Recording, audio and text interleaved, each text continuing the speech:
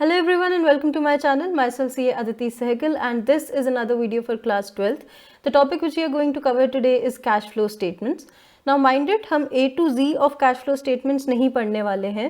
I'm sure कि by this time you have a certain idea, a fair idea कि cash flow statement क्या होता है, क्यों बनता है. Rather हम कुछ tricky adjustments, कुछ important adjustments वो पढ़ने वाले हैं and कुछ चीज़ें जो समझनी मुश्किल है कि अगर की जा रही हैं तो क्यों की जा रही हैं, उस पर हम थोड़ा सा प्रकाश डालेंगे. सो कुर्सी की पेटी बांध दीजिए because this is going to be a very interesting lecture. A couple of things before I start the lecture. We are on Instagram. जी हाँ, learn commerce with C Aditi नाम से मेरा इंस्टाग्राम पर चैनल है, जहाँ पर आप मुझे फीडबैक दे सकते हैं. आप मुझसे करियर रिलेटेड एडवाइस ले सकते हैं. आप अपने कुछ डाउट्स मुझे भेज सकते हैं. I will try my level best to help you out. So do follow me there and यार वीडियो पे लाइक कमेंट कुछ कर दिया करो, फ्रेंड्स के साथ शेयर किया करो. I have been observing my statistics and I am not very happy with that. So I need your help to connect with the right audience. So I hope that you will help me with the same zeal with which I help you guys. So without further ado, let's get started with the video. Now cash flow statement की अगर मैं बात करूं तो cash flow statement नाम से ही पता चल रहा है कि it is a statement which is made to determine the cash flow. Now in order to determine the cash flow हम अपनी एक्टिविटीज़ को मेनली तीन पार्ट्स में डिवाइड करते हैं.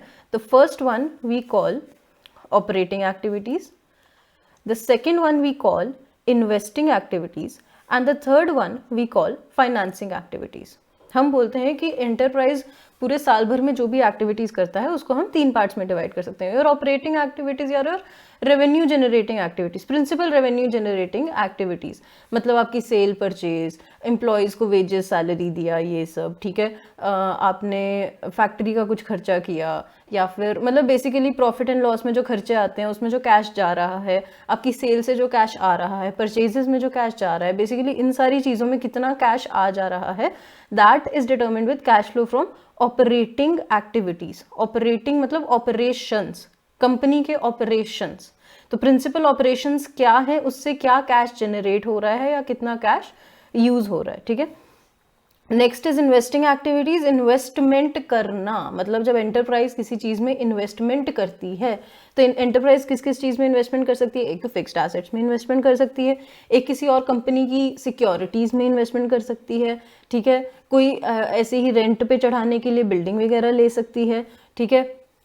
किसी कंपनी के डिबेंचर्स में इन्वेस्ट कर लिया, किसी कंपनी के शेयर्स में इन्वेस्ट कर लिया, ठीक है. इसके अलावा उन इन्वेस्टमेंट से उसको क्या क्या इनकम रिसीव हो रही है वो भी cash flow from investing activity से ही आए, मतलब उसी में ही डाला जाएगा. फॉर एग्जांपल अगर मैंने बिल्डिंग खरीदी है, ठीक है, बिल्डिंग खरीदी है तो that will be an outflow for investing activity. मैंने पैसा दे के बिल्डिंग खरीदी और उसी बिल्डिंग को मैंने रेंट पे चढ़ा दिया, तो उसमें से जो रेंट आ रहा है that will be considered as an inflow for investing activities, ठीक है.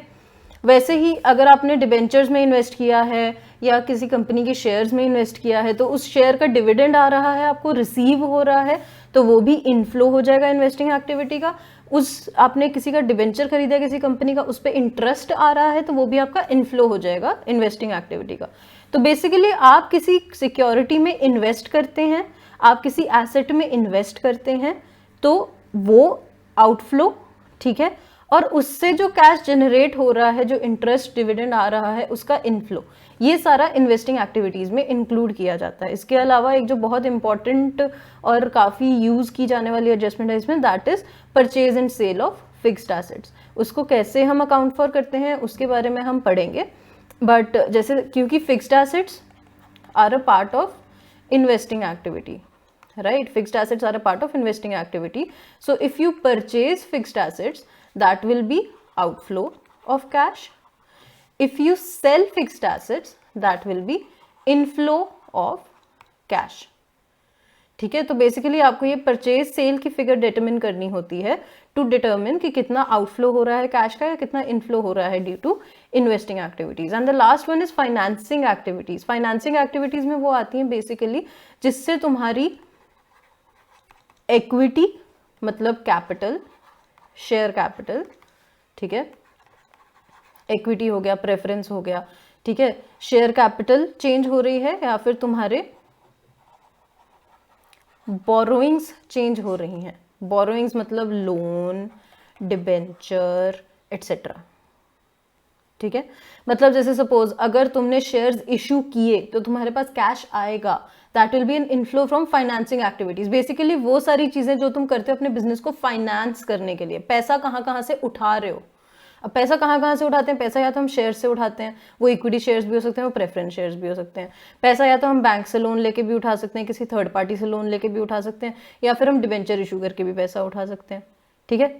तो जब आप ये चीजें इशू करके पैसा उठाते हैं तो दैट इज इनफ्लो, जब आप इन चीजों को रिडीम करते हैं that is outflow for investing, for financing, ठीक है। वैसे ही जब आप इन चीजों पे रिटर्न्स भी तो पे करते हैं, अब आप अगर शेयर्स इशू कर रहे हैं तो उस पर डिविडेंड पे करते हैं, डिबेंचर इशू कर रहे हैं तो उस पर इंटरेस्ट पे करते हैं, राइट। तो ये जो आप उसके ऊपर से चीजें पे कर रहे हैं, ऊपर से चीजें पे कर रहे हैं, वो भी फाइनेंसिंग एक्टिविटी का ही पार्ट माना जाएगा। तो देखिए, proceeds from issue of share debentures, other long term borrowings, increase decrease in bank overdraft and cash credit. अब ये फैसिलिटीज हैं जो हमें बैंक से मिलती हैं, बैंक से मिलती हैं, ठीक है। जब हमने अपना करंट अकाउंट खोला होता है बैंक के साथ, हम बिजनेस कर रहे हैं तो हम अपना करंट अकाउंट खुलवाते हैं बैंक के साथ, और जब हम करंट अकाउंट खुलवाते हैं बैंक के साथ तो शॉर्ट टर्म बेसिस पे फाइनेंस करने के लिए बैंक से हम बैंक ओवरड्राफ्ट या कैश क्रेडिट की फैसिलिटीज लेते हैं, ठीक है। शॉर्ट टर्म बोरोइंग समझ लो एक तरह से। तो that is also part of financing activities only. इसके अलावा पेमेंट ऑफ फाइनल डिविडेंड, इन चीजों पे अगर तुम रिटर्न्स दे रहे हो, जब आप इन्वेस्टमेंट करते हैं आपके पास रिटर्न्स आती हैं। जब आप फाइनेंसिंग एक्टिविटीज का मतलब है कि आप इशू कर रहे हैं तो आप ये पैसा बाहर वालों को पे करते हैं। तो payment of dividend, payment of interim dividend, ये सब क्या होता है बताती हूँ। Payment of interest on debentures, repayment of loan, redemption of debentures, payment of share issue expenses और अंडर राइटिंग कमीशन। फाइनेंसिंग से जुड़े जो खर्चे हैं, फाइनेंसिंग से जुड़े हुए जो खर्चे हैं, ये शेयर इशू एक्सपेंसेस हो गया, अंडर राइटिंग कमीशन हो गया। क्या है ये हम एक्सप्लेन कर चुके हैं पहले, ठीक है। शेयर इशू एक्सपेंसेस इशू करते टाइम जो खर्चे होते हैं। अंडर राइटिंग कमीशन मतलब कि कुछ बंदे होते हैं जो आपको ये दिलासा दिलाते हैं कि अगर आपके शेयर्स अनसब्सक्राइब चले जाएंगे तो हम उसको सब्सक्राइब करेंगे, तो बदले में वो इस चीज की कमीशन लेते हैं। उन लोगों को बोलते हैं अंडर राइटर्स, और वो जो कमीशन लेते हैं उसको बोलते हैं अंडर राइटिंग कमीशन। तो ये भी एक्सक्लूसिवली फाइनेंसिंग से ही रिलेटेड है, शेयर इशू से ही रिलेटेड है, ठीक है। तो payment of share issue expenses और अंडर राइटिंग कमीशन भी फाइनेंसिंग एक्टिविटीज में ही एज एन आउटफ्लो मानी जाती है। Payment for buy back of shares as extraordinary activity, इसको भी मैं अभी आती हूँ, ठीक है। तो बेसिकली ये तीन तरह की इन तीन कैटेगरीज में हम एंटरप्राइज की एक्टिविटीज को डिवाइड करते हैं, ठीक है। अब ये जो कंपनी है ना, ये बड़ी ही पिशपॉश बंदी है, ठीक है। मैंने लास्ट लेक्चर में भी बताया था, साउथ बॉम्बे की गर्ल है ये गर्ल, ठीक है।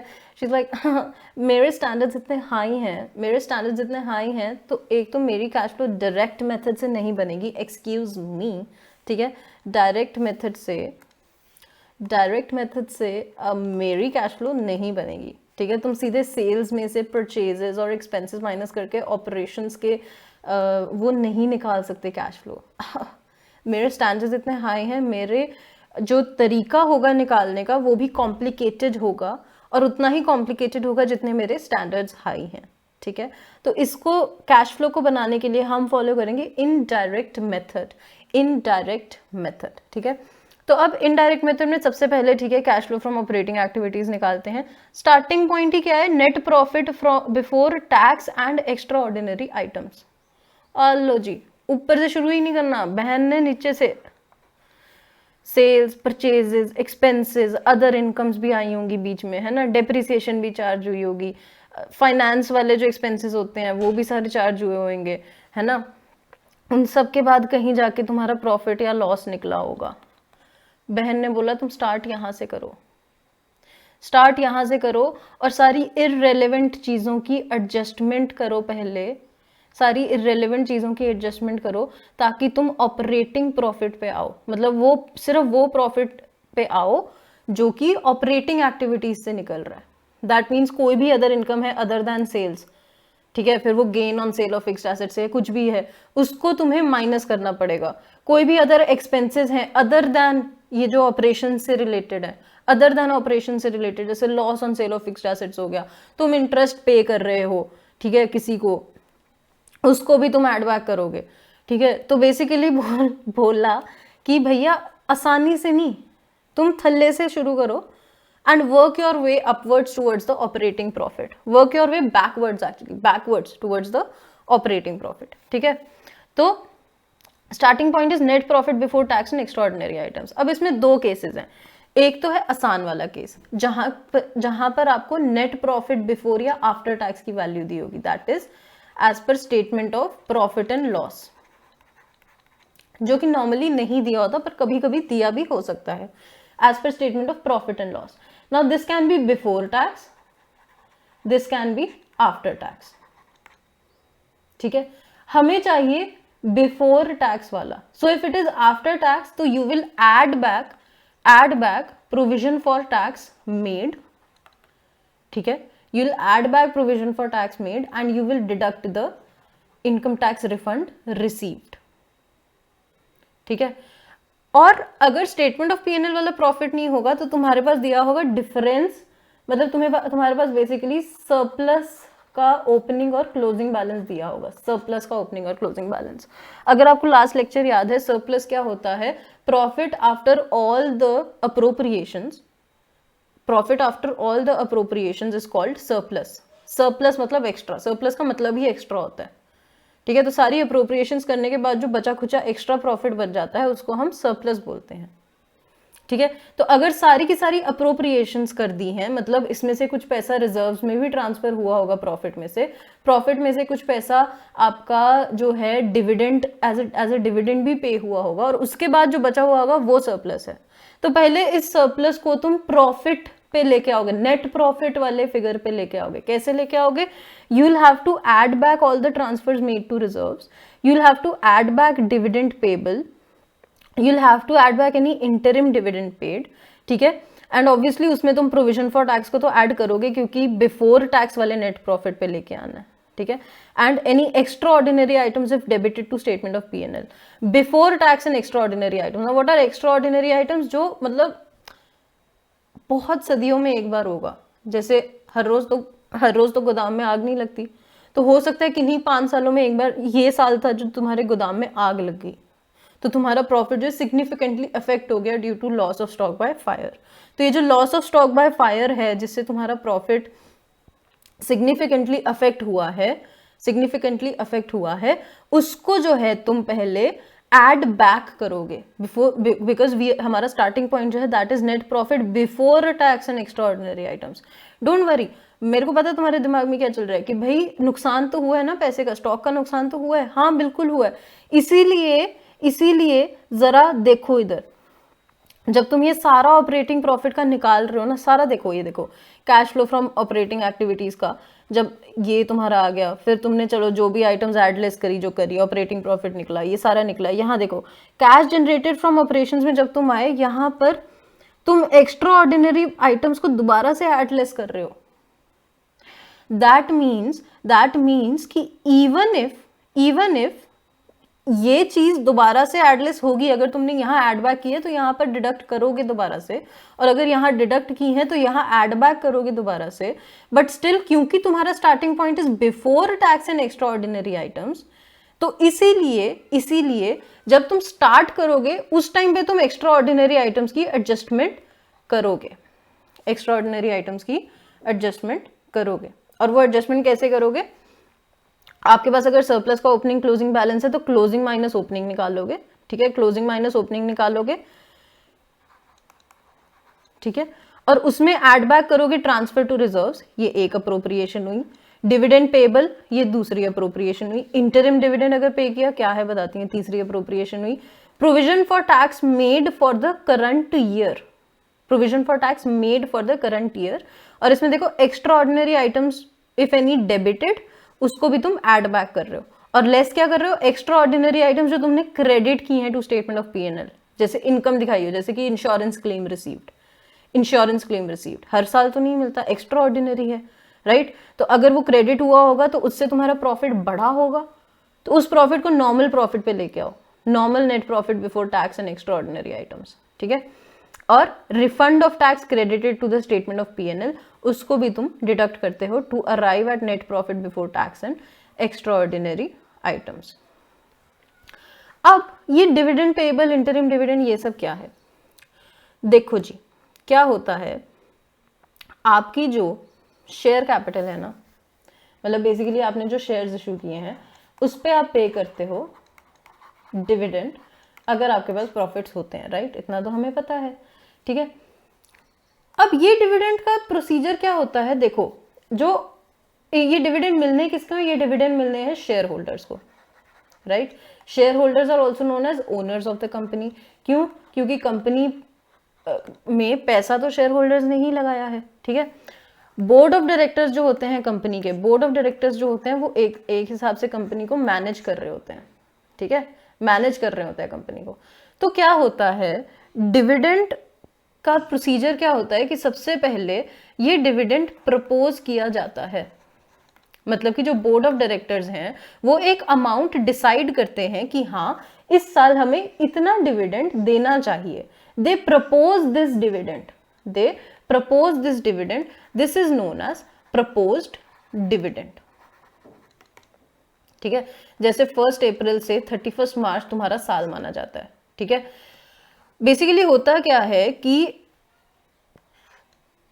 कंपनी की ना एक शेयर होल्डर मीटिंग होती है, कंपनी की एक एनुअल जनरल मीटिंग होती है जिसमें शेयर होल्डर्स आते हैं, शेयर होल्डर मीटिंग होती है, एनुअल जनरल मीटिंग होती है, ठीक है, जिसमें कंपनी की फाइनेंशियल स्टेटमेंट्स को प्रेजेंट किया जाता है to the owners of the company. Basically क्या है, समझने की कोशिश करो, ये जो शेयर होल्डर्स हैं ये देश में कहीं पर भी हो सकते हैं, देश में कहीं पर भी हो सकते हैं।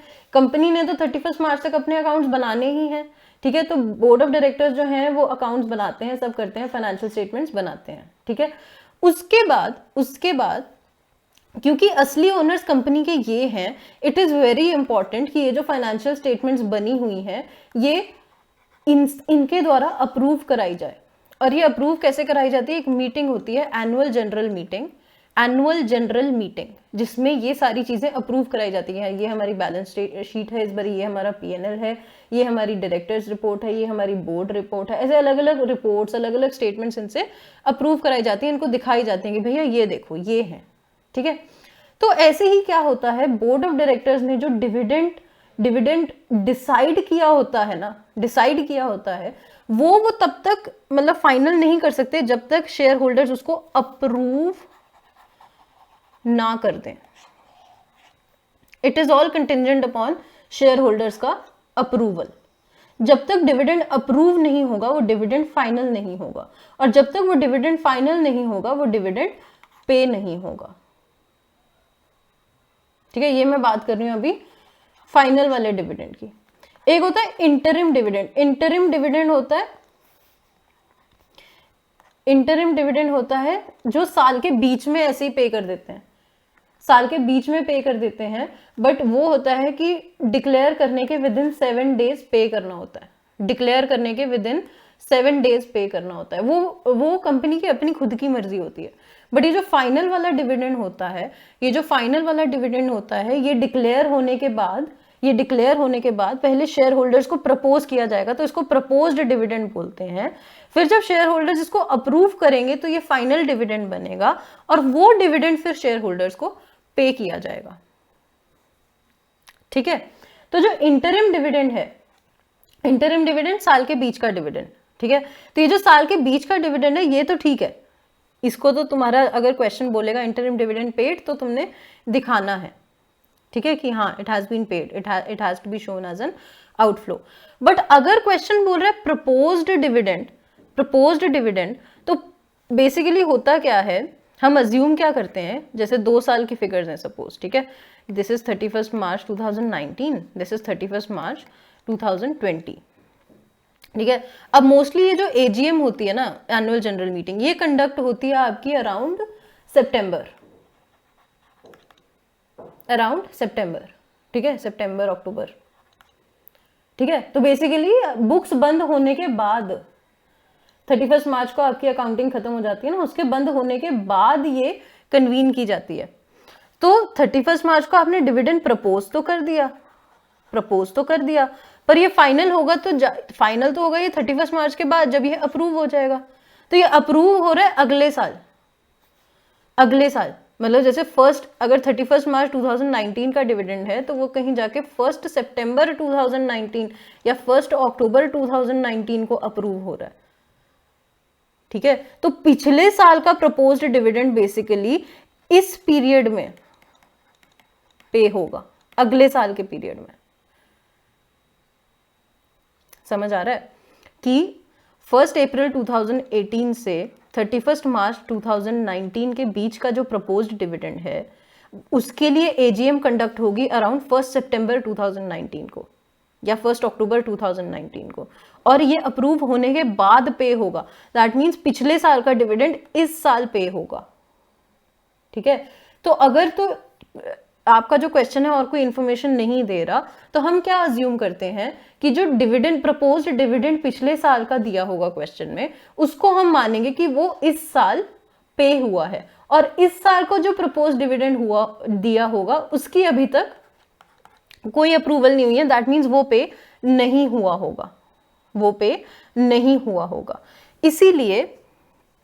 इसीलिए जब आप यहां पर देखिए, जब आप net profit before tax and extraordinary items निकाल रहे हैं उसमें आप डिविडेंड पेबल की एडजस्टमेंट कर रहे हैं, उसमें ब्रैकेट में क्या लिखा है, propose dividend of the previous year paid during the year.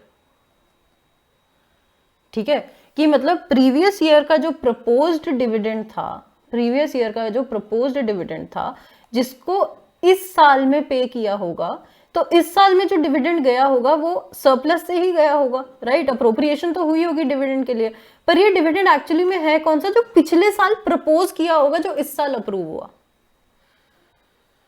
ठीक है, समझ आया। तो इसीलिए डिविडेंड पेबल के आगे इन्होंने ये बात लिखी है, propose dividend of previous year paid during the year, उसको हम माइनस करते हैं। इस साल के प्रपोज डिविडेंड की हम इसी साल में अकाउंटिंग नहीं करते। ये साल वाला प्रपोज डिविडेंड पहले अगले साल में जाके अप्रूव होगा, फिर पे होगा। ठीक है, तो एक तो हो गया ये। ठीक है, दूसरा आता है provision for tax for the current year. अब देखो, ध्यान से देखो, आप ये ऑपरेटिंग एक्टिविटीज वाला देख रहे हो, cash flow from operating activities. इसमें देखो कैश जनरेटेड फ्रॉम ऑपरेशंस तक जब आप पहुंचते हो तो इसमें एक लिखा हुआ है less income tax paid net of refund. ऊपर हमने ऐड किया था नेट प्रॉफिट बिफोर टैक्स में प्रोविजन फॉर टैक्स, और लेस किया था रिफंड ऑफ इनकम टैक्स, और फिर नीचे कैश जनरेटेड फ्रॉम ऑपरेशंस के बाद तुम income tax paid net of refunds को लेस कर रहे हो। इसका मतलब क्या बना, देखो क्या होता है ना, होता ये है कि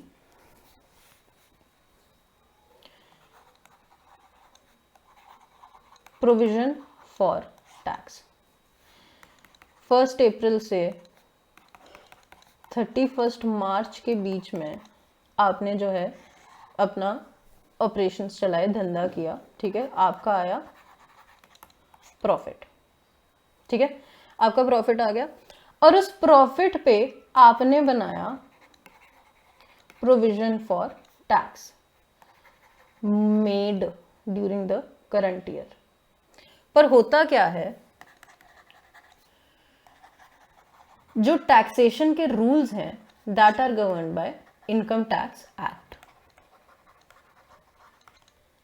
ठीक है, इनकम टैक्स एक्ट बोलता है कि ये जो 1 अप्रैल से लेकर 31 मार्च के बीच में जो तुमने पैसा कमाया है, उसका साल खत्म होने के बाद बेसिकली इन अकाउंट्स का ऑडिट होगा। मतलब कि देखा जाएगा कि जो चीजें तुमने लिखी हैं, जो चीजें तुमने बताई हैं कि हाँ तुमने इतना पैसा कमाया है, क्या तुमने इतना पैसा कमाया या तुम कम रिपोर्ट कर रहे हो। जो चीज तुम एज एन एक्सपेंस बता रहे हो वो एक्चुअल में एक्सपेंसेस हैं या हवा में ही तीर मार रहे हो बस कि तुम्हारा प्रॉफिट कम दिखे ताकि तुम्हें कम टैक्स पे करना पड़े। ठीक है, तो बेसिकली जो तुम यहाँ पर प्रॉफिट दिखाते हो, इसका जो टैक्स है ना, इसका जो एक्चुअल टैक्स है तुम 30 सितंबर से पहले पे करते हो, but after a tax audit has been conducted. याद है जब मैं पहले आपको डेफर्ड टैक्स एसेट और डेफर्ड टैक्स लायबिलिटी के बारे में बता रही थी, मैंने आपको बताया था कि इसके रूल्स अलग हैं और इसके रूल्स अलग, मतलब अकाउंट्स के लिए कुछ रूल्स होते हैं जो अलग होते हैं और टैक्सेशन में जो रूल्स होते हैं वो अलग होते हैं। इस वजह से ये दोनों इनकम्स अलग अलग आ सकती हैं। अकाउंट्स के हिसाब से जो आपकी इनकम हो रही है वो अलग आ सकती है, टैक्सेशन रूल्स के हिसाब से जो इनकम है वो अलग आ सकती है। मैंने आपको बताई थी ये बात, ठीक है। जो टैक्स आप पे करते हैं वो टैक्सेशन रूल्स के हिसाब से जो इनकम आती है ना, आप उस पे करते हैं, उस पे आप टैक्स पे करते हैं। तो आपका जो टैक्स आउटफ्लो होता है, बेसिकली आउटफ्लो ऑफ कैश होता है in the form of tax, वो होता है बाद में, अकाउंट्स फाइनल होने के 31 मार्च के बाद, कहीं सितंबर के अराउंड वो टैक्स आउटफ्लो आपका होता है।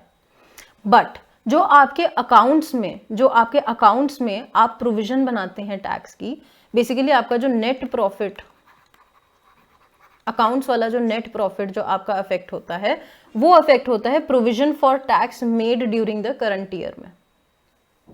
उसके बाद आप टैक्स कितना पे करें कितना नहीं, वो टैक्सेशन रूल्स के हिसाब से होगा, वो अलग रूल्स हैं। तो इसलिए क्या होता है, हम एक प्रोविजन फॉर टैक्स अकाउंट बनाते हैं।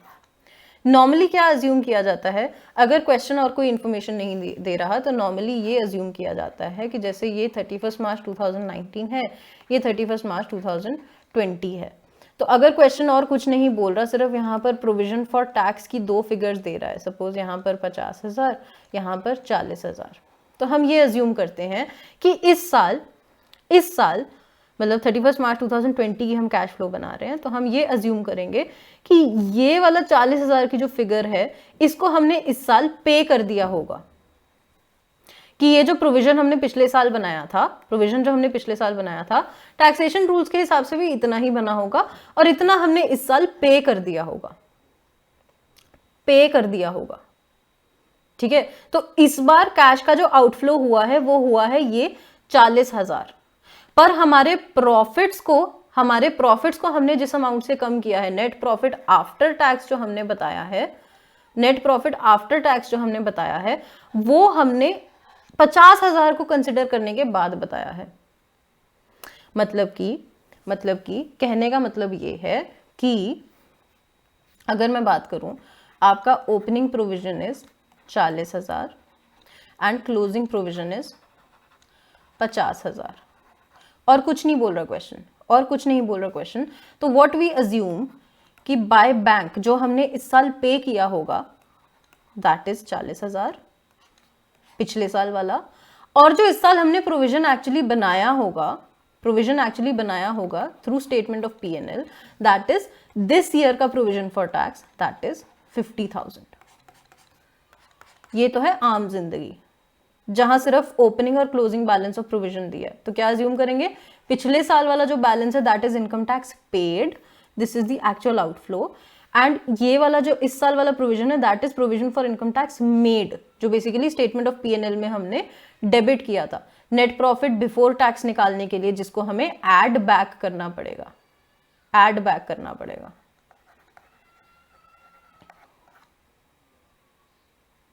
ठीक है, ये है आम जिंदगी। मेंटोस जिंदगी में क्या होगा, मेंटोस जिंदगी में होगा कि आपको क्वेश्चन बता देगा कि tax paid during the year was 45,000। ये क्वेश्चन ने स्पेसिफाई कर दिया, आपको ओपनिंग प्रोविजन दे रहा है, क्लोजिंग प्रोविजन दे रहा है और ये वाली फिगर दे रहा है tax paid during the year वाली। तो बैलेंसिंग फिगर क्या निकालोगे आप, provision made during the year, statement of P&L में आपने क्या डेबिट किया। तो उस केस में क्या होगा, देखो ओपनिंग बैलेंस आपका क्या है 40,000 का, प्रोविजन फॉर टैक्स की बात कर रही हूं मैं, ठीक है। क्लोजिंग बैलेंस क्या है आपका 50,000 का, मैंने बोला tax paid during the year was 45,000, to bank आपका है 45,000, ठीक है। That means statement of P&L में कितना गया होगा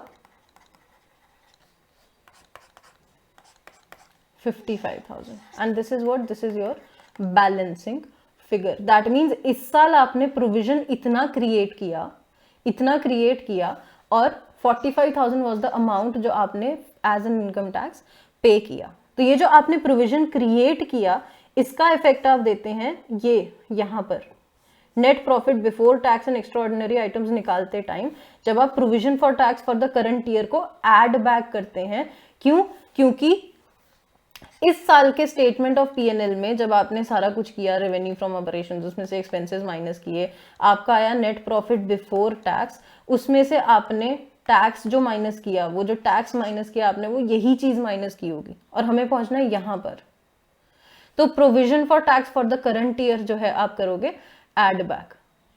बट असल में आपके ऑपरेशंस पे आपने इनकम टैक्स तो दिया ही, राइट? जो आपने धंधा किया, सपोज आप कुछ मैन्युफैक्चर कर रहे हैं, कुछ बेच खरीद रहे हैं, ठीक है, उस पे आपने इनकम टैक्स तो दिया ही है। So kind of that is a cash flow related to operations, इसीलिए जो टैक्स पेड वाली आपकी जो फिगर है, वो आप कैश जनरेटेड फ्रॉम ऑपरेशंस में से लेस करते हैं। एंड लेस किससे करते हैं? नेट ऑफ रिफंड से। कि इसी मतलब हो सकता है पिछले साल आपने ज्यादा टैक्स दिया था, उसका आपको रिफंड आ गया। रिफंड का मतलब होता है पैसा वापस आना आपके पास, जैसे कैशबैक मिलता है वैसे ही कि आपने पिछले साल थोड़ा ज्यादा टैक्स दे दिया था तो कुछ अमाउंट उन्होंने रिफंड कर दिया, दे paid you back certain amount, ठीक है। यहां पर आप पहले उसको लेस करते हैं। लेस क्यों करते हैं? क्योंकि आपको निकालना है net profit before tax and extraordinary items, जिससे आपको जाना है ऑपरेटिंग प्रॉफिट की तरफ। ऑपरेटिंग प्रॉफिट मतलब सिर्फ धंधे की आइटम से जो प्रॉफिट निकल रहा है। आपका टैक्स का रिफंड आपके धंधे की आइटम नहीं है। अभी आपको ऑपरेटिंग प्रॉफिट मतलब सेल परचेज वाला, सिर्फ और सिर्फ सेल परचेज वाला और उससे रिलेटेड सेल परचेज और उससे रिलेटेड एक्सपेंसेस, समझ रहे हो? इसीलिए आपकी अदर इनकम में आपने रिफंड ऑफ टैक्स दिखाया होगा तो उसको आप लेस करोगे, refund of tax credited. But ultimately जो है पैसा आपके बैंक अकाउंट में तो आया ही था, और आपके बैंक अकाउंट में आया था तो that was an inflow of cash, और वो उसी टैक्स का रिलेटेड इनफ्लो था जो टैक्स आपने ऑपरेशंस के लिए ही दिया था। समझ रहे हो? ऑपरेशंस की वजह से ही इनकम हुई, उसी पे इनकम टैक्स दिया था, उसी का रिफंड आया। तो एक तरह से देखा जाए तो ऑपरेशंस का ही इनफ्लो था ये। But it is just because company इतनी लिचड़ है, मतलब कंपनी की अकाउंटिंग इतनी लिचड़ है, कंपनी इज लाइक मेरे स्टैंडर्ड्स इतने हाई हैं तो इसको मैं और ज्यादा कॉम्प्लिकेट करूंगी।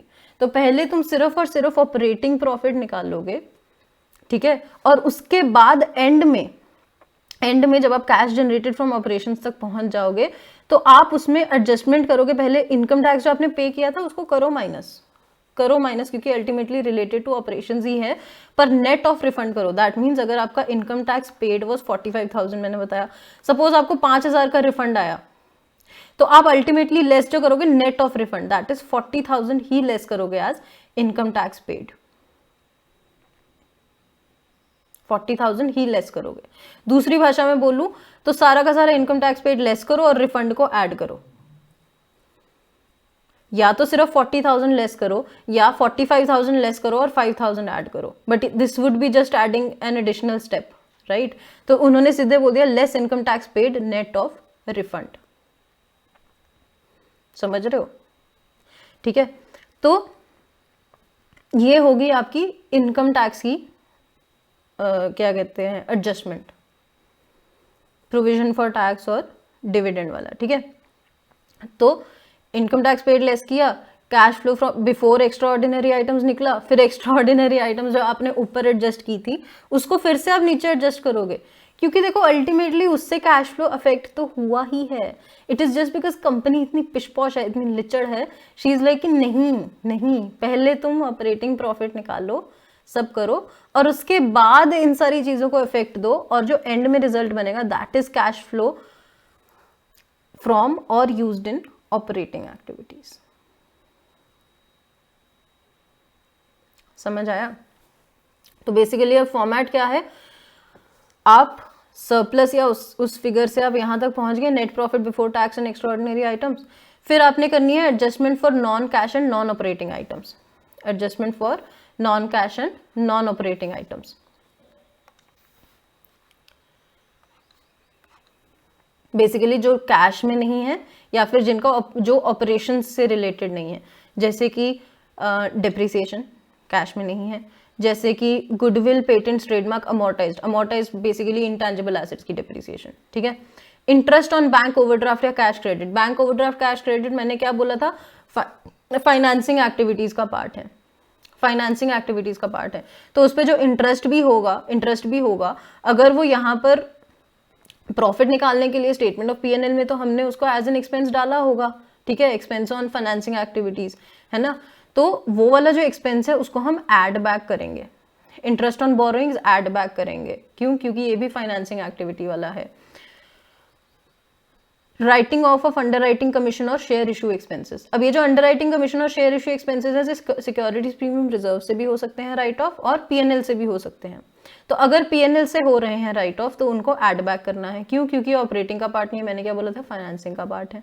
Loss on sale of fixed assets, इसको ऑल्दो इस लॉस को हम स्टेटमेंट ऑफ पीएनएल में दिखाते हैं, बट एक्चुअली में फिक्स्ड एसेट्स किस चीज का पार्ट होते हैं, इन्वेस्टिंग एक्टिविटी का, तो इसको अकाउंट फॉर कब किया जाएगा, जब हम इन्वेस्टिंग एक्टिविटी में सेल ऑफ फिक्स्ड एसेट्स से इनफ्लो दिखा रहे होंगे बेसिकली, उस टाइम पे इसको ये अपने आप ऑटोमेटिकली अकाउंट फॉर हो जाएगा, ठीक है। Increase in provision for doubtful dates, अब बेसिकली देखो क्या है प्रोविजन फॉर डाउटफुल डेट्स, क्या होता है, हमारा डाउट है कि बंदा सामने वाला पैसा नहीं देगा, हमारा डाउट है, अभी ऐसा नहीं है कि उसने पैसा नहीं दिया, ये तो हम अपना प्रोविजन बना के चल रहे हैं, राइट, ये तो हम अपना प्रोविजन बना के चल रहे हैं। तो अगर प्रोविजन फॉर डाउटफुल डेट्स में इंक्रीज किया है हमने, अगर प्रोविजन फॉर डाउटफुल डेट्स में इंक्रीज किया है हमने, तो उसको या तो हम यहां पर ही ऐड बैक कर दें because it is non cash, ठीक है, या फिर इसको हम दिखा सकते हैं as increase in liability, increase in current liability, और वहां पर ये ऐड बैक हो जाएगा, क्यों, क्योंकि बेसिकली हम जब provision for doubtful debts create करते हैं उसकी एंट्री क्या डालते हैं, statement of P&L to provision for doubtful debts, तो पीएनएल डेबिट तो हुआ है ना, पर ये जो डेबिट हुआ है ये इस खर्चे से डेबिट हुआ है जिसका कोई कैश में लेना देना नहीं, ये खर्चा नहीं था, ये तो हमारा एस्टिमेट है, तो या तो ये यहां पर ऐड बैक हो जाएगा या तो ये ऐड बैक हो जाएगा यहां पर वर्किंग कैपिटल चेंजेस में इंक्रीज इन करंट लायबिलिटी के टाइम पे, ठीक है। क्यों ऐड बैक हुआ, क्योंकि ये कैश में नहीं था, ये हमारा एस्टिमेट था, ठीक है। आइटम्स टू बी डिडक्टेड, क्या क्या डिडक्ट करोगे adjustment for non cash and non operating में, इंटरेस्ट इनकम अगर कोई हो रही है क्योंकि वो इन्वेस्टमेंट का पार्ट है, डिविडेंड इनकम इन्वेस्टमेंट का पार्ट है, रेंटल इनकम इन्वेस्टमेंट का पार्ट है, gain on sale of fixed assets ये भी इन्वेस्टिंग में ही एडजस्ट हुआ, कैसे, जब आप inflow from sale of assets लिखोगे तो आप टोटल अमाउंट लिखोगे ना, तो वो वहां पर एडजस्ट हो जाएगा। Decrease in provision for doubtful dates ये मैंने आपको बता दिया, इसको ऑल्टरनेट कहाँ कर सकते हो आप, लेस करोगे डिक्रीज इन करंट लायबिलिटीज में, ठीक है। ये एडजस्टमेंट्स करने के बाद आपका निकलेगा operating profit before working capital changes, operating profit before working capital changes. अब यहां पर ध्यान रखने वाली, अभी तक ध्यान रखने वाली बात क्या है कि जब आप कोई क्वेश्चन कर रहे हो, ठीक है, जब आप कोई क्वेश्चन कर रहे हो और आपके सामने एक बैलेंस शीट दी हुई है, तो उस बैलेंस शीट में क्या क्या दिया होगा, उस बैलेंस शीट में जैसे ऐसे दिया होगा, ठीक है, इन्वेस्टमेंट 10% डिबेंचर्स, ठीक है, एक आपका बोरोइंग्स में दिया होगा सपोज 8% लोन, 10% डिबेंचर्स। तो सबसे पहले तो आपने क्या करना है, क्वेश्चन को ध्यान से पढ़ना है, और ये जो इंटरेस्ट रेट्स हैं, ये जो इंटरेस्ट रेट्स दिए हुए हैं अगेंस्ट पर्टिकुलर, अगर ये इन्वेस्टमेंट में है तो ये लेस हो जाएगा इंटरेस्ट इनकम, अगर ये बोरोइंग्स में है तो ये ऐड बैक करेंगे। तो आपने ध्यान क्या रखना है कि आप क्वेश्चन बहुत ध्यान से पढ़ रहे हैं कि इन्वेस्टिंग में अगर कुछ ऐसी चीज़ें दी हुई हैं या फिर फाइनेंसिंग में अगर कोई ऐसी चीज़ें दी हुई हैं तो इंटरेस्ट या हाँ इंटरेस्ट की जो हम अकाउंटिंग कर रहे हैं वो यहाँ पर भी होगी, adjustment for non cash and non operating में, फाइनेंसिंग और इन्वेस्टिंग में तो होगी ही होगी, यहाँ पर भी एक एडजस्टमेंट होगी उसकी, ठीक है, ये एक चीज़ है जो बच्चे अक्सर जो है भूल जाते हैं, बच्चे अक्सर भूल जाते हैं। नॉर्मली अगर दो फिगर्स में, जैसे सपोज इस साल की फिगर है डिबेंचर की दी हुई 10 लाख, मतलब पिछले साल की 10 लाख, इस साल की दी है 12 लाख, ठीक है। तो मोस्टली जो क्वेश्चन है वो बता देता है कि एडिशनल डिबेंचर्स कब इशू हुए थे, नहीं तो हम हमेशा ओपनिंग वाले बैलेंस पे ही इंटरेस्ट कैलकुलेट करके लिखते हैं और नीचे नोट लिख देते हैं कि it is assumed that additional debentures were issued at the end of the year,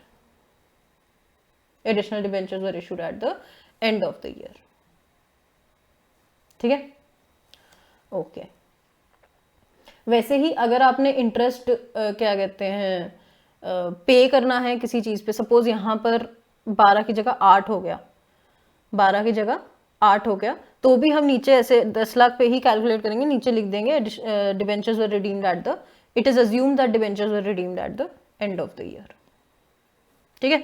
basically ये लिखना जरूरी है, नोट लिखना जरूरी है कि आप क्या अज्यूम कर रहे हैं, बिगिनिंग ऑफ द ईयर या एंड ऑफ द ईयर, ठीक है। ऑपरेटिंग प्रॉफिट पे पहुंच गए। उसके बाद है वर्किंग कैपिटल चेंजेस। बेसिकली उसमें क्या होता है, हम ऐड करते हैं डिक्रीज इन करंट एसेट्स और इंक्रीज इन करंट लायबिलिटीज, और हम लेस करते हैं इंक्रीज इन करंट एसेट्स और decrease in current liabilities. Balance sheet हमारे सामने दी होगी, करंट एसेट्स दिए होंगे, करंट लायबिलिटीज दी होंगी। अगर करंट एसेट्स डिक्रीज हो रहे हैं ऐड करो, करंट लायबिलिटीज इंक्रीज हो रही हैं ऐड करो, करंट एसेट्स डिक्रीज हो रहे हैं या करंट एसेट्स इंक्रीज हो रहे हैं या करंट लायबिलिटीज डिक्रीज हो रही हैं तो उसको लेस करो। इसके पीछे का लॉजिक क्या है, decrease in current asset, for example अगर मैं डिक्रीज इन इन्वेंट्री लूँ तो हम ये अज्यूम करते हैं कि भैया अगर इन्वेंट्री डिक्रीज हुई है मतलब हमने सेल की होगी तो उसके अगेंस्ट पैसा आया होगा, ठीक है। ट्रेड रिसीवेबल्स अगर मैं करूँ तो ट्रेड रिसीवेबल्स हमारे डेटर्स कम हुए मतलब उन्होंने पैसा हमें दे दिया होगा, ठीक है, पैसा हमें दे दिया होगा। उसके मतलब बेसिकली यही लॉजिक है जो हर जगह चलता है, ठीक है। वैसे ही इंक्रीज इन करंट लायबिलिटीज कि भैया अगर हमारे ट्रेड पेबल्स इंक्रीज हो रहे हैं मतलब हमने उनको कम पैसा दिया होगा इस बारी, दैट मीन्स काइंड ऑफ हमने पैसा इनफ्लो हो गया वो, ठीक है, ऐसे।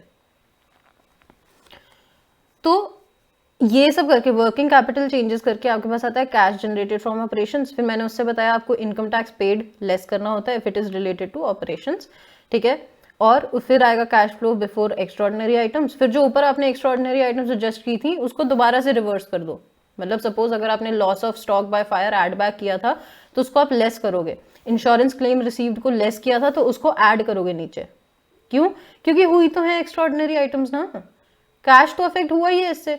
ये तो कंपनी वाली अकाउंटिंग इतनी मतलब वो है कॉम्प्लिकेटेड कि भैया पहले हमें ऑपरेटिंग प्रॉफिट तक पहुंचना था, net profit before tax and extraordinary items से हमें ऑपरेटिंग प्रॉफिट पे जाना था, इसलिए उस टाइम पे हमने एक्स्ट्राऑर्डिनरी आइटम्स एडजस्ट की थी।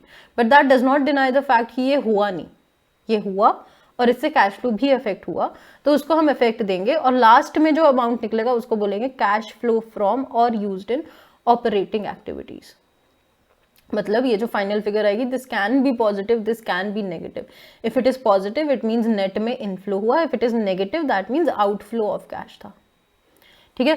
फिर आप इन्वेस्टिंग एक्टिविटी से कैश फ्लो निकालोगे, proceeds from sale of fixed assets, proceeds from sale of investments, ठीक है, other than current investments to be included in cash and cash equivalents and marketable securities.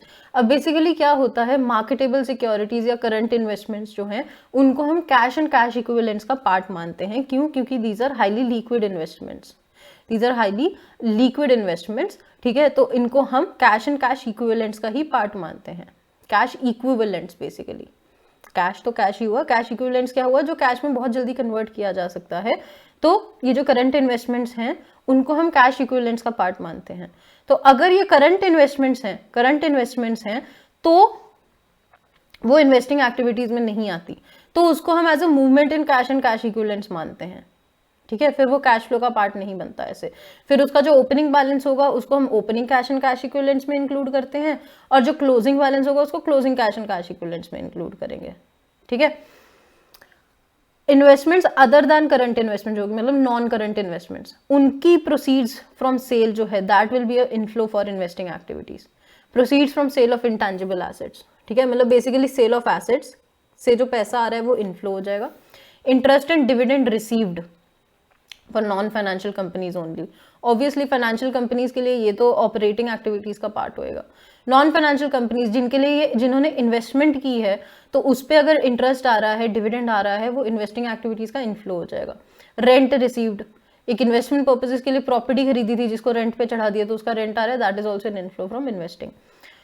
Payment for purchase of fixed assets outflow. Payment for purchase of investments other than marketable securities outflow, मतलब non current investments. Payment for purchase of intangible assets outflow.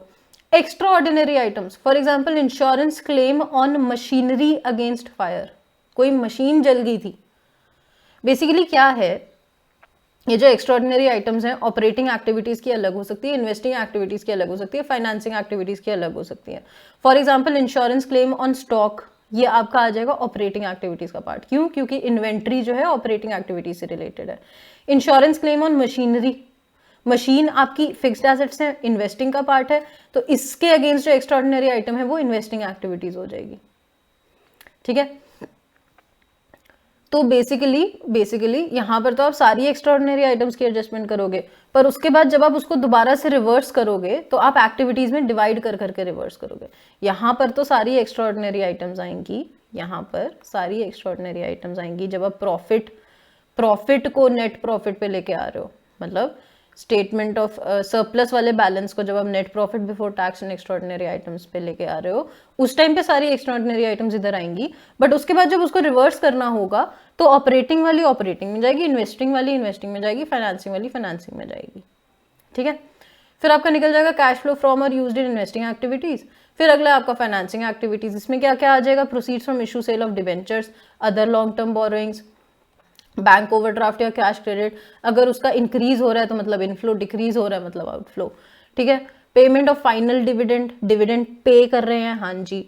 Payment of interim dividend pay कर रहे हैं, हाँ जी। Final dividend क्या हुआ, वो proposed और final जो मैंने आपको बताया था, ठीक है। प्रपोज अप्रूव होने के बाद फाइनल बनता है, ठीक है। Payment of interest on debentures, हाँ जी। रिपेमेंट ऑफ लोन्स, बिल्कुल जी। रिडेम्पशन ऑफ डिबेंचर्स, ऑब्वियसली वापस कर रहे हो पैसा तो आउटफ्लो होगा फाइनेंसिंग का। Payment of share issue expenses, underwriting commission मैंने समझा दिया था। Payment for buy back of shares is extraordinary activity. अब फाइनेंसिंग एक्टिविटीज में एक्स्ट्राऑर्डिनरी एक्टिविटी क्या होगी, bye back of shares. Bye back of shares company ऐसे ही नहीं करती, बाय बैक ऑफ शेयर्स करने के लिए कंपनी को अप्रूवल लेना पड़ता है, हर साल नहीं हो सकता ये, ठीक है। ये once in 5 years, once in 10 years ऐसा खर्चा होता है। तो अगर payment for buyback of shares हो रहा है तो that is an extraordinary activity, and since it is related to shares it is related to financing activities. तो फिर उससे क्या निकल जाएगा, कैश फ्लो और फ्रॉम और यूज्ड इन फाइनेंसिंग एक्टिविटीज। इन तीनों फिगर्स का cash flow from operating, investing और फाइनेंसिंग का टोटल आएगा नेट इंक्रीज और decrease in cash and cash equivalents, ठीक है। नेट इंक्रीज और decrease in cash and cash equivalents. और इसको जब तुम ओपनिंग बैलेंस में ऐड या लेस करोगे तो कायदे से तुम्हारा क्लोजिंग बैलेंस निकलना चाहिए। ये है कैश फ्लो का सारा सार, कैश फ्लो का फ्लो, ठीक है। कि नेट इंक्रीज और decrease in cash and cash equivalents को जब तुम बिगिनिंग वाले कैश एंड कैश इक्विवेलेंट्स में ऐड या लेस करोगे, अगर इंक्रीज है तो ऐड करोगे, डिक्रीज है तो लेस करोगे। तो कैश और कैश इक्विवेलेंट्स में क्या क्या आता है, cash in hand, cash at bank, short term deposits, ठीक है, बैंक के साथ जो किए होते हैं, करंट इन्वेस्टमेंट्स और marketable securities, these are highly liquid investments, जिसको कैश के इक्विवेलेंट ही माना जाता है क्योंकि उसको बहुत जल्दी कैश में कन्वर्ट किया जा सकता है, ठीक है। एंड इन दोनों का sum should be equal to cash and cash equivalents at the end of the year. This is your flow of cash flow, ठीक है। और मैंने जो थोड़ी ट्रिकी चीजें, एक चीज जो मुझे आपको समझानी थी, दैट इज जो अभी भी रह गई है, फिक्स्ड एसेट अकाउंट और अक्यूमुलेटेड डेप्रिसिएशन अकाउंट। अब होता क्या है, जब ये दोनों चीजें अलग अलग दिख रही है ना, that means this account is shown at cost और उस पर जितनी भी डेप्रिसिएशन है अब तक वो अक्यूमुलेटेड डेप्रिसिएशन अकाउंट में जा रही होती है। नॉर्मली डेप्रिसिएशन की एंट्री क्या होती है, डेप्रिसिएशन टू फिक्स्ड एसेट्स, जब हम फिक्स्ड एसेट्स को रिटर्न डाउन वैल्यू पे दिखाते हैं। पर अगर हम फिक्स्ड एसेट्स को कॉस्ट पे दिखा रहे हैं तो एंट्री होती है depreciation to accumulated depreciation account. ये अलग से अकाउंट बनता है जिसपे टिल डेट डेप्रिसिएशन दिख रही होती है। ठीक है, तो बेसिकली होता क्या है, जब आपके पास ये दो अकाउंट्स होते हैं ना, तो जैसे आपको सपोज अगर मैं आपको एक एग्जांपल दूं, फॉर एग्जांपल सपोज ये फिक्स्ड एसेट्स है मशीनरी, ठीक है, इसका ओपनिंग बैलेंस है 10,55,000, इसका क्लोजिंग बैलेंस है 16,75,000, ठीक है। अक्यूमुलेटेड डेप्रिसिएशन, इसका ओपनिंग बैलेंस है 1,40,000 और इसका क्लोजिंग बैलेंस है 2,10,000, ठीक है। क्वेश्चन क्या बोलेगा, क्वेश्चन ऐसा होगा, for example during the year machinery costing 80,000 on which accumulated depreciation was 40,000 was sold at a loss of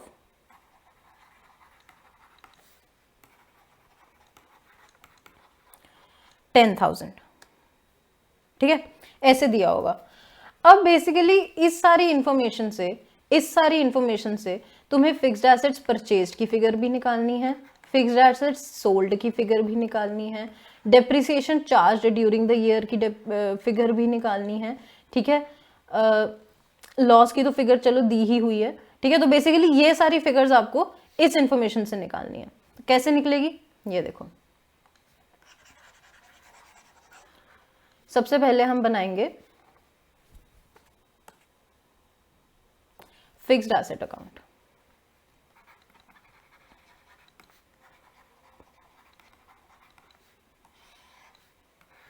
ठीक है। ओपनिंग बैलेंस है 10,55,000, क्लोजिंग बैलेंस है 16,75,000, ठीक है। Machinery costing 80,000, accumulated depreciation 40,000, sold at a loss of 10,000, costing 80,000, accumulated depreciation 40,000, तो इसकी return down value क्या हो जाएगी, 80,000 माइनस 40,000 दैट इज 40,000, ठीक है। रिटर्न डाउन वैल्यू क्या होगी 40,000। Now it has been sold at a loss of 10,000, that means ये 40,000 की जो रिटर्न डाउन वैल्यू वाली मशीनरी है इसका सेलिंग प्राइस होगा एट अ लॉस ऑफ 10,000, मतलब 30,000, तो लॉस आ गया आपका 10,000, ठीक है। तो यहां पर आप क्या करेंगे, बाय बैंक आपका आ जाएगा 30,000, बाय अक्यूमुलेटेड डेप्रिसिएशन कितनी थी आपकी 40,000, and by loss on sale of machinery आपका आ जाएगा 10,000। इसको ऐड करके देखो कितना आ रहा है 40, 50, 60, 70, 80,000 की पूरी वो हो गई बाइफर्केशन। 30,000 की हमने बेची, उस पर डेप्रिसिएशन थी 40,000 और लॉस ऑन सेल हुआ 10,000, टोटल मिला के कितना हो गया, कॉस्ट उसकी 80,000, ठीक है। पर क्लोजिंग बैलेंस मशीनरी का दिया हुआ है 16,75,000, ये तो सिर्फ 80,000 है। दैट मीन्स कि यहां पर कोई बैलेंसिंग फिगर आनी चाहिए, यहां पर कोई बैलेंसिंग फिगर आनी चाहिए। तो अब ये बैलेंसिंग फिगर क्या होगी, ये बैलेंसिंग फिगर होगी मशीनरी परचेज्ड,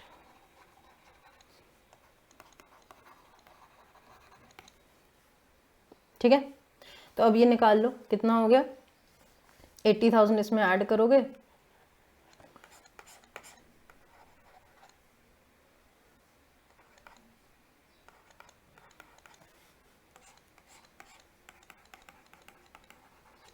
₹7,00,000 की बेसिकली तुमने मशीनरी परचेज की थी, जिसके बाद ये अकाउंट जो है आपका बैलेंस हुआ। समझ आया आपको कि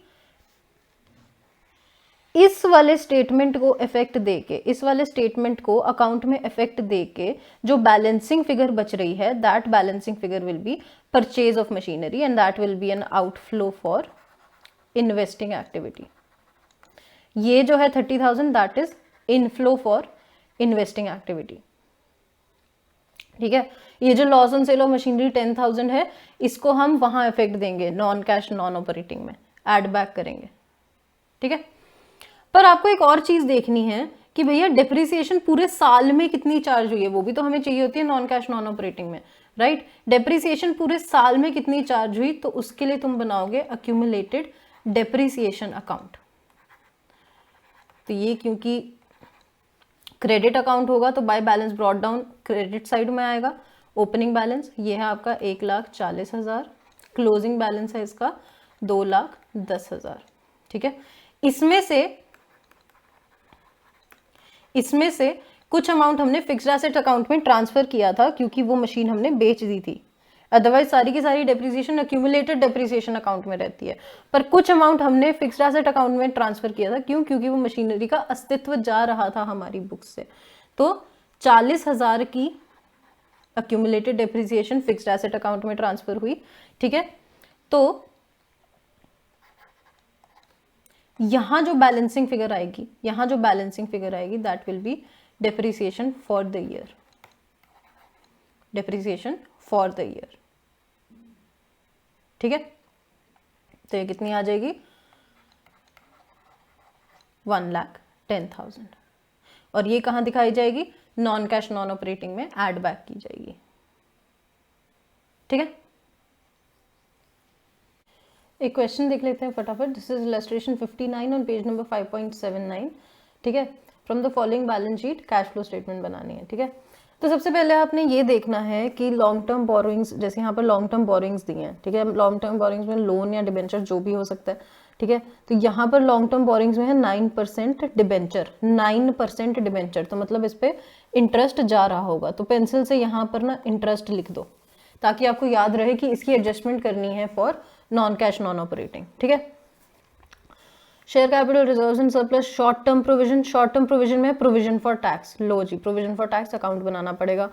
ठीक है, हो सकता है बनाना पड़े। ओके, नॉन करंट एसेट्स में फिक्स्ड एसेट्स में है टैंजिबल एसेट्स मशीनरी। अच्छा, टैंजिबल एसेट्स मशीनरी दिया हुआ है, अक्यूमुलेटेड डेप्रिसिएशन अकाउंट नहीं है, मतलब इसमें जो है रिटन डाउन वैल्यू मेथड में ही मशीनरी शो हो रही है, तो ठीक है। चलो, नॉन करंट इन्वेस्टमेंट्स दी हुई हैं, मतलब ये भी इन्वेस्टिंग का ही पार्ट है क्योंकि नॉन करंट इन्वेस्टमेंट्स है। अगर करंट इन्वेस्टमेंट्स होती तो वो किसका पार्ट लेते, कैश एंड कैश इक्विवेलेंट्स का। करंट एसेट्स में क्या आ रहा है, इन्वेंट्रीज, ट्रेड रिसीवेबल्स। ठीक है, वर्किंग कैपिटल चेंजेस में आ जाएगा। कैश एंड कैश इक्विवेलेंट्स तो कैश एंड कैश इक्विवेलेंट्स में आ जाएंगे। शेयर कैपिटल में अच्छा इक्विटी और प्रेफरेंस दोनों है। दिस मीन्स कि अगर इक्विटी का डिविडेंड पे हो रहा होगा तो इवन इफ प्रेफरेंस का डिविडेंड इज नॉट गिवन कि वेदर इट इज पेड और not, we will assume that it has to be paid, we will assume that it is paid because it has to be paid अगर equity का dividend pay हो रहा है तो, क्योंकि preference shares को यही तो प्रेफरेंस मिलती है, राइट। तो इवन इफ इनका इंटरिम डिविडेंड भी पे हो रहा होगा इक्विटी पे, तो इंटरिम देने से पहले भी, मतलब बीच वाला डिविडेंड पहले देने से पहले भी प्रेफरेंस शेयर्स को फाइनल डिविडेंड मिलना जरूरी है। ठीक है, पिछले साल वाले अमाउंट पे फाइनल डिविडेंड मिलना जरूरी है, तभी इक्विटी शेयर्स वालों को इस साल में इंटरिम डिविडेंड मिल सकता है। ठीक है, ये बात समझने वाली है। ओके, जनरल रिजर्व दिया हुआ है, ठीक है, सरप्लस दिया हुआ है। ओके, एडिशनल इन्फॉर्मेशन क्या है, machinery costing 1 lakh on which depreciation charged was 70,000 was sold at a profit of 20% on book value. Okay, मतलब मशीनरी अकाउंट बनाना पड़ेगा। Depreciation charge during the year amounted to 70,000। अच्छा ठीक है, डेप्रिसिएशन चार्ज की भी फिगर दी हुई है। Okay, preference shares were redeemed at par on 31st March 2020। preference shares were redeemed at par और डेट भी दी हुई है। दैट मीन्स जितना डिविडेंड पे करेंगे हम पूरे के पूरे 2 लाख पे करेंगे। ठीक है, क्योंकि रिडेम्पशन जो है वो साल के एंड में हुई है। ठीक है, equity shares were issued on 1 अप्रैल 2019। अच्छा, and debentures were redeemed on 1 जनवरी 2020। ठीक है, इंटरेस्ट कैलकुलेशन के लिए हो जाएगा। The company declared and paid interim dividend on equity shares at 40 per share out of general reserve. Out of general reserve, it did not propose final dividend on equity shares. अच्छा, interim पे किया but out of general reserve किया, out of surplus नहीं किया, that means कि जब हम surplus को ले आ रहे होंगे net profit before tax and extraordinary items में, तो उसमें हम ये इंटरिम डिविडेंड नहीं ऐड बैक करेंगे क्योंकि ये सरप्लस से अप्रोप्रिएशन हुई ही नहीं, ये अप्रोप्रिएशन जनरल रिजर्व से हुई, सरप्लस कहीं उसमें साइट में ही नहीं आया, ठीक है। नॉन करंट पर इक्विटी को गया है, मतलब प्रेफरेंस को भी डिविडेंड दिया होगा, और प्रेफरेंस रिडीम हुए 31 मार्च 2020 को, दैट मीन्स प्रेफरेंस को डिविडेंड 2 लाख प्रेफरेंस को पूरा डिविडेंड गया होगा, और वो जो है अप्रोप्रिएट सरप्लस से हुआ होगा। Non current investment costing 60,000 sold at a profit of 20%, income tax 45,000 was provided. अच्छा, प्रोविजन, कितना प्रोविजन इस साल बनाया था वो बता दिया, that means income tax paid जो है वो निकालने के लिए हमें जो है अकाउंट बनाना पड़ेगा प्रोविजन फॉर टैक्स का, ठीक है, बना लेंगे, ठीक है। ये है हमारी इंफॉर्मेशन और बैलेंस शीट, ठीक है। तो सबसे पहले तो हमें करना है net profit before tax and extraordinary items निकालनी है, ठीक है। Net profit before tax and extraordinary items निकालनी है, ठीक है। क्लोजिंग बैलेंस ऑफ सरप्लस क्या है, 1,15,000। अब ओपनिंग बैलेंस जो है यहाँ नेगेटिव में दिया हुआ है, दैट मीन्स पहले लॉस था। अगर ओपनिंग बैलेंस नेगेटिव में दिया होता है ना तो उसको हम ऐड बैक करते हैं। ऐड बैक क्यों करते हैं, क्योंकि देखो नॉर्मली हम क्लोजिंग और ओपनिंग में से क्या निकालते हैं माइनस करके कि इस साल सरप्लस में हमने कितना अमाउंट डाला। तो अगर पिछले साल लॉस था 50,000 का और इस साल हम पॉजिटिव 1,15,000 फिगर पे पहुंचे हैं, दैट मीन्स हमने इस साल जो है 1,65,000 का अमाउंट सरप्लस में ट्रांसफर किया होगा, तभी ओपनिंग डेफिसिट माइनस करके भी हमारा क्लोजिंग बैलेंस ऑफ सरप्लस जो है 1,15,000 पॉजिटिव में बच रहा है। समझ रहे हो, मतलब ये लॉस ऐड करके जो अमाउंट आया वो हमारा इस साल का सरप्लस होगा, वो हमारा इस साल का सरप्लस होगा, जिसमें से हमने ये ओपनिंग वाला लॉस अगर हम हटा भी दें तो भी हमारी क्लोजिंग वाली जो फिगर बन रही है 1,15,000 वहां तक हम पहुंच पा रहे हैं। समझ रहे हो, यहीं पर अगर ये प्रॉफिट होता 50,000 का तो हम इसको माइनस करते, ठीक है, और यहां पर आ जाता 65,000, यहां पर क्या आ जाता 65,000। तो उस केस में हम क्या बोलते हैं, हाँ 50,000 पहले से था, 65,000 और ऐड किया तो अब हम क्लोजिंग पे पहुंच गए। बट यहाँ पर 50,000 लॉस था तो हमने 65 नहीं, हमने 1,65,000 जो है एडिशनल ऐड किया होगा ताकि हम एटलीस्ट 1,15,000 पे तो पहुंचे, ठीक है। Closing balance of surplus plus opening balance of surplus. अब इसमें आपने क्या क्या अप्रोप्रिएशन होती है, ट्रांसफर टू जनरल रिजर्व और एक dividend. Transfer to general reserve तो कुछ है नहीं, जनरल रिजर्व का बैलेंस तो उल्टा कम हो रहा है ना। तो अब डिविडेंड रह गया। अब डिविडेंड में से भी जो इक्विटी का फाइनल डिविडेंड, इक्विटी का इंटरिम डिविडेंड था वो तो जनरल रिजर्व से पे किया है, पर मैंने क्या बोला, even if question is not providing, अगर इक्विटी का डिविडेंड पे हो रहा है, प्रेफरेंस का डिविडेंड हम खुद पे कराएंगे, तो इसमें एड बैक करेंगे डिविडेंड ऑन प्रेफरेंस शेयर्स। अब क्योंकि प्रेफरेंस शेयर साल के एंड में रिडीम हुए हैं, दैट मीन्स सारे के सारे 2 लाख पे 12% का डिविडेंड गया होगा, विच इज 24,000। इसके अलावा और क्या इसमें ऐड होता है, इसमें और ऐड होता है प्रोविजन फॉर टैक्स मेड। और इस साल प्रोविजन कितना मेड हुआ है इसने बताया, बस प्रोवाइडेड मतलब प्रोविजन मेक हुआ, कितना मेक हुआ 45,000 का, ठीक है। तो net profit before tax and extraordinary items आपका कितना आ जाएगा, ये आपका आ जाएगा 2,34,000, ठीक है। ओके जी, 2,34,000 आपका आ गया net profit before tax and extraordinary items. इसको यहां पर लिखते हैं हम, ठीक है। उसके बाद हम करते हैं adjustment for non cash and non operating expenses. अब क्या क्या नॉन कैश नॉन ऑपरेटिंग है, सबसे पहले तो नॉन कैश नॉन ऑपरेटिंग में आपके आ जाएगी, यहाँ पर देखो depreciation charge during the year दी हुई है, तो डेप्रिसिएशन आ जाएगी 70,000 की, ठीक है। इसके अलावा देखो जी, देखो लॉन्ग टर्म बोरिंग्स में इंटरेस्ट है, इंटरेस्ट यहाँ लिखा हुआ है हमने, मतलब हमने इंटरेस्ट पे किया होगा, है ना। 9% डिबेंचर्स थे। डिबेंचर्स की रिडेम्पशन डेट लिखी हुई है, हाँ लिखी हुई है कि भैया 1 जनवरी 2020 को रिडीम किए थे। That means for the 9 months हमने इंटरेस्ट दिया 2,50,000 पे, एंड फॉर 3 मंथ्स हमने इंटरेस्ट दिया 2 लाख पे। ठीक है, तो इंटरेस्ट ऑन डिबेंचर्स कैलकुलेट कर लो। फॉर 9 मंथ्स हमने इंटरेस्ट दिया 2,50,000 पे at the rate of 9%, and for 3 months हमने इंटरेस्ट दिया 2 लाख पे एट द रेट ऑफ 9%। ठीक है, तो ये कितना आ जाएगा आपका 21,375। तो इंटरेस्ट ऑन डिबेंचर जो हमने पे किया उसको ऐड बैक करेंगे, वो होगा 21,375। ठीक है, अब इसके अलावा कोई हमारी इन्वेस्टमेंट थी क्या कहीं पे इंटरेस्ट वाली? नहीं, ऐसा कुछ नहीं है। अब इसके बाद हमने मशीनरी भी सेल की है और हमने क्या कहते हैं इन्वेस्टमेंट्स भी सेल की हैं। ठीक है, मशीनरी भी सेल की है और इन्वेस्टमेंट्स भी सेल की हैं। तो machinery costing 1 lakh on which depreciation charge was 70,000, तो इसकी रिटर्न डाउन वैल्यू क्या हो जाएगी 30,000। ठीक है, was sold at a profit of 20% on book value. तो 1 लाख इसकी कॉस्ट थी, ठीक है, माइनस 70,000 इसका डेप्रिसिएशन थी, 30,000 इसकी क्या हो गई book value. It was sold at a profit of 20% on book value, तो 20% प्रॉफिट मतलब 6,000 के प्रॉफिट पे, तो सेल वैल्यू क्या हो गई 36,000। तो that means profit on sale of machinery कितना है हमारा 6,000। Non current investments costing 60,000 sold at a profit of 20%, sold at a profit of 20%, 60,000 की इन्वेस्टमेंट्स थी, 20% का प्रॉफिट, दैट मीन्स 12,000 के प्रॉफिट पे।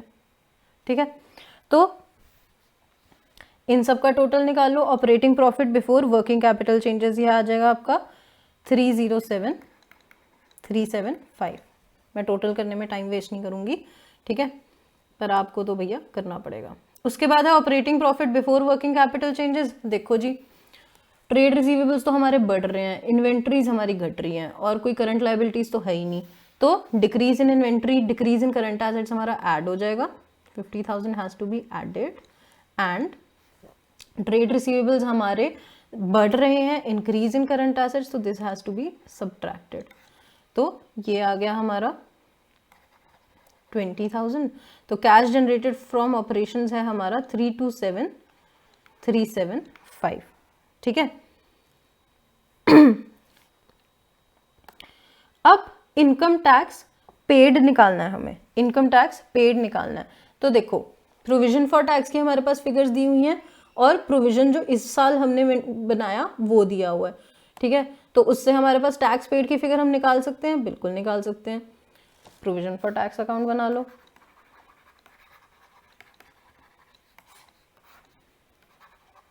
बैलेंस ब्रॉट डाउन कितना है उसका हमारा, देखो बैलेंस ब्रॉट डाउन है आपका 25,000, बैलेंस कैरेट डाउन है 50,000, और प्रोवाइड कितना किया था इस बार 45,000। ठीक है, तो पे कितना किया, ये आ जाएगी हमारी बैलेंसिंग फिगर, ये टोटल बन रहा है इस साइड का 70,000, तो 20,000 balancing figure. This is income tax paid, क्योंकि ऑपरेशंस वाला ही है, तो इसको हम करेंगे लेस। ठीक है, तो कैश फ्लो फ्रॉम ऑपरेशंस कितना हो जाएगा 307,375। ठीक है, अब आ जाओ आप इन्वेस्टिंग एक्टिविटीज पे। अब परचेज ऑफ मशीनरी और परचेज ऑफ इन्वेस्टमेंट दोनों निकालने के लिए हमें मशीनरी और इन्वेस्टमेंट अकाउंट बनाना पड़ेगा। बना लेते हैं, कोई बात नहीं, आ जाओ। सबसे पहले बनाते हैं मशीनरी अकाउंट। अब क्योंकि इसमें अक्यूमुलेटेड डेप्रिसिएशन नहीं है, दैट मीन्स ये WDV में ही आ रही है। ठीक है, टू बैलेंस ब्रॉट डाउन कितना है हमारा मशीनरी का भैया, बैलेंस ब्रॉट डाउन है टैंजिबल एसेट्स मशीनरी 3 लाख, और बैलेंस कैरेट डाउन कितना है 5 लाख, राइट। बाय बैंक हमने निकाला था, है ना, 36,000। ठीक है, 30,000 बुक वैल्यू थी, 6,000 के प्रॉफिट पे बेचा, तो by bank 36,000। To gain on sale of machinery कितना है 6,000। इन दोनों को देखो आपस में एडजस्ट होकर ये क्या बन रहा है 30,000 जो कि रिटर्न डाउन वैल्यू थी हमारी फॉर द एसेट सोल्ड। ठीक है, तो मतलब यहाँ तक तो हम सही चल रहे हैं। अब उसने बोला बाय डेप्रिसिएशन हम कितनी चार्ज कर चुके हैं, मतलब कितनी चार्ज की है डेप्रिसिएशन हमने 70,000 डेप्रिसिएशन हमने चार्ज की है। तो अब जो बैलेंसिंग फिगर बचेगी यहाँ पर कुछ बैलेंसिंग फिगर आएगी, that should be machinery purchase of machinery. ठीक है, कितना आना चाहिए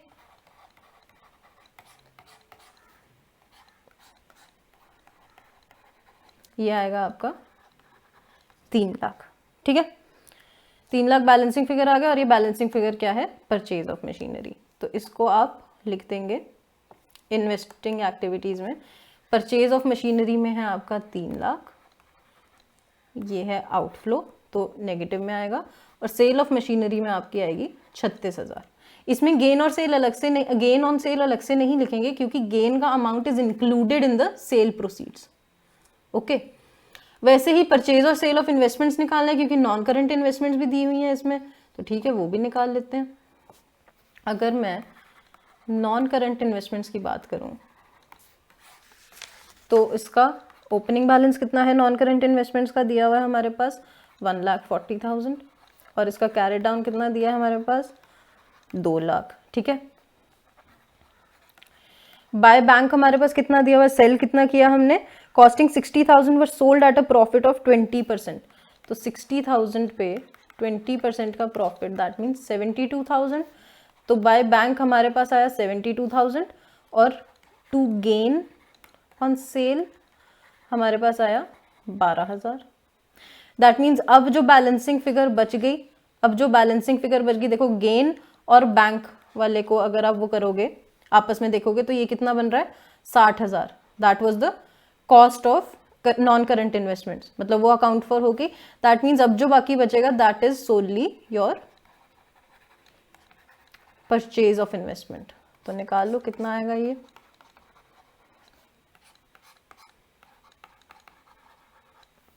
आ जाएगा आपका 1,52,000, तो ये आ जाएगा 1,20,000। ठीक है, तो आपकी balancing figure for non current investments आ रही है 1,20,000 which is your purchase of non current investments. Okay, तो परचेज ऑफ इन्वेस्टमेंट्स में आपका आ जाएगा 1,20,000, और सेल ऑफ इन्वेस्टमेंट्स में आपकी आई थी 72,000 अमाउंट। राइट, ये टोटल कर लो कितना बन रहा है, ये टोटल बन रहा है 3,12,000 in negative. That means cash flow from investing activities is your negative 3,12,000। ये आया था आपका ऑपरेटिंग एक्टिविटीज से, ये आया आपका इन्वेस्टिंग एक्टिविटीज से। अब आपका बच गया फाइनेंसिंग एक्टिविटी। फाइनेंसिंग एक्टिविटी में क्या आते हैं, शेयर, डिविडेंड, डिबेंचर, उसका इंटरेस्ट, ये सब। ठीक है, तो सबसे पहले है इशू ऑफ शेयर्स। तो अब देखो इशू ऑफ शेयर्स आपके हो रहे थे, इशू ऑफ शेयर्स जी आपके बिल्कुल हो रहे हैं। आपने इक्विटी शेयर्स भी इशू किए हैं और प्रेफरेंस भी इशू किए हैं। Equity shares were issued on 1 April 2019, preference आपने रिडीम किए हैं, sorry. Equity shares were issued on 1 अप्रैल 2019, तो 3 लाख तो आपके इक्विटी शेयर्स इशू हो रहे हैं। ठीक है, 1 लाख आपका प्रेफरेंस शेयर्स रिडीम हो रहे हैं एट पार, तो इसको लिख लो पहले। 3 लाख है आपका इनफ्लो क्योंकि इक्विटी शेयर इशू किए, 1 लाख है प्रेफरेंस शेयर रिडीम करने का आपका आउटफ्लो। डिबेंचर्स भी रिडीम कर रहे हो, डिबेंचर्स कितने रिडीम कर रहे हो आप, 50,000 के डिबेंचर्स, 50,000 के डिबेंचर्स आपने रिडीम किए हैं। 50,000 के डिबेंचर्स आपने रिडीम किए। ठीक है, तो वो भी नेगेटिव में चला जाएगा क्योंकि आउटफ्लो है। डिविडेंड ऑन प्रेफरेंस शेयर 24,000 का हमने निकाला था, हमने आउटफ्लो किया as dividend on preference shares. Interim dividend on equity shares, interim dividend on equity shares. अब उसका चार्ज जो है हमने जनरल रिजर्व से किया था, इसलिए ऊपर नहीं एडजस्ट किया, प्रॉफिट के टाइम पे नहीं एडजस्ट किया, but interim dividend on equity shares is an outflow for financing activity, तो इसीलिए फाइनेंसिंग एक्टिविटी में इसको हम एज अ कैश आउटफ्लो दिखाएंगे। और ये कैलकुलेट कैसे होगा, देखो हमें डेट दी हुई है for issuance of new shares also, तो सब जो है साल के शुरू में ही हो गए थे इशू, तो दैट मीन्स एंटायर 6 लाख पे एट द रेट ऑफ 40 पर शेयर जो है डिविडेंड दिया जाएगा। तो सारे के सारे जितने भी शेयर्स हैं उस पे एट द रेट ऑफ 40 पर शेयर दिया जाएगा, ठीक है। अब नॉर्मली जब नहीं दिया होता कुछ तो हम अज्यूम करते हैं कि इक्विटी शेयर्स का हमारा जो वैल्यू है वो है एट रेट ऑफ ₹10 पर शेयर, ठीक है। तो दैट मीन्स 60,000 शेयर्स पे, ये 60,000 शेयर्स पे 40 रुपए के हिसाब से इंटरिम डिविडेंड हमने डिक्लेयर किया है और पे भी किया है। तो 60,000 पे 40 के हिसाब से कितना हो जाएगा, 6 4 24, 2,40,000, ठीक है। तो that means interim dividend paid हमारा जो है दैट इज 2,40,000, ठीक है। अब इसके बाद है interest on debentures. Interest on debentures हमने कैलकुलेट किया था 21,375, ये भी हमारा आउटफ्लो है, ठीक है। इसके अलावा और कुछ तो बचा नहीं, सब तो हो गया, इक्विटी भी हो गया, प्रेफरेंस भी हो गया। और क्योंकि इक्विटी का फाइनल डिविडेंड हमने सिर्फ प्रपोज किया था, अभी वो हुआ नहीं है अप्रूव, तो इसलिए उसको हमने इंक्लूड नहीं किया इसमें, ऑलराइट। प्रेफरेंस का हमने इंक्लूड कर लिया। तो cash flow from financing activities का आपका टोटल निकल रहा है, यही है ना सारा, हाँ, ये आपका निकल रहा है 135,375 नेगेटिव में, ठीक है। अरे ये क्या हो गया,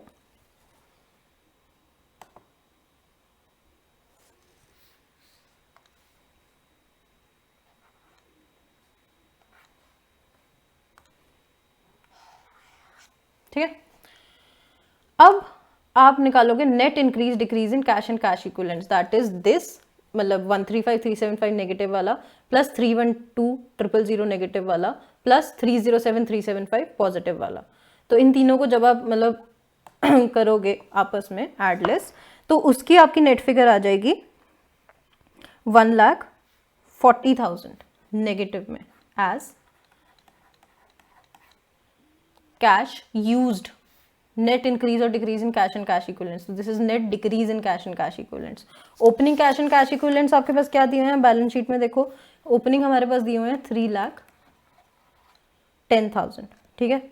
तो अब देखो इसका बेसिकली 3,10,000 में से 1,40,000 माइनस करोगे आप तो क्या बनेगा 1,70,000, that is your closing cash and cash equivalents. यहाँ पर नहीं, ये सीधे यहाँ पर लिखेंगे हम, ठीक है। ये है opening cash and cash equivalents, ये तो ये, ठीक है। ये हो गया हमारा closing cash and cash equivalent से मैच हो गया फिगर, दैट मीन्स हमारी कैश फ्लो स्टेटमेंट सही बनी है। ऐसे बनती है जी कैश फ्लो स्टेटमेंट। कुछ टिपिकल जो एडजस्टमेंट जो बहुत कॉमन है वो यही है, एक आपका प्रोविजन फॉर टैक्स वाली, एक आपकी ये जो फिक्स्ड एसेट की परचेज सेल होती है, ठीक है, एक प्रोविजन ऑफ टैक्स वाली, एक आपकी डिविडेंड वाली, बाकी सब तो हो जाता है, ठीक है। तो आई होप इस लेक्चर से आपके थोड़े बहुत डाउट्स क्लियर हुए हों regarding cash flow statements. And इसके अलावा अगर आपके कोई डाउट्स हैं तो आप कमेंट सेक्शन में मुझसे पूछ सकते हैं। Like this video, share with your friends, subscribe to the channel, and I will see you guys in the next lecture. Okay, bye bye.